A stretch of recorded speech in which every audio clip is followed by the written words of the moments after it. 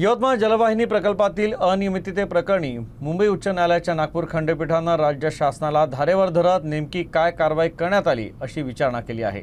जनहित याचिकेवर सुनावणी दरम्यान न्यायालयानं शासनाला जबाबदारी टाळू नये असा सल्लाही दिला। यवतमाळ येथील जलवाहिनी प्रकल्पात गैरव्यवहार झाल्याचा आरोप करत सामाजिक कार्यकर्ते दिगंबर पजगाडे यांनी जनहित याचिका दाखल केली आहे। या याचिकेवर न्यायाधीश अनिल किल्लोर आणि न्यायाधीश राज वाकोडे यांच्या खंडपीठासमोर सुनावणी झाली।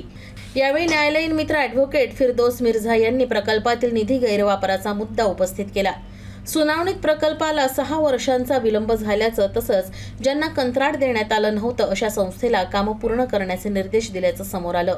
याशिवाय जलवाहिनी टाकताना आवश्यक चाचण्या न केल्यामुळे भविष्यात जलवाहिनी फुटण्याचा धोका असल्याचंही नमूद करण्यात आलं। या प्रकरणात संबंधित अधिकाऱ्यांची नावं पद सादर करण्याचे निर्देश न्यायालयाने दिले असून त्यानंतर कारणे दाखवा नोटीस दिली जाऊ शकते असंही स्पष्ट करण्यात आलं। दरम्यान अनियमितता समोर आल्यानंतर शासनानं काय कारवाई केली असा थेट प्रश्न न्यायालयानं उपस्थित केला। शासनानं या प्रकरणात स्वतःहून योग्य तो निर्णय घेतल्यास याचिका निकाली काढण्याची तयारी असल्याचंही न्यायालयानं नमूद केलं।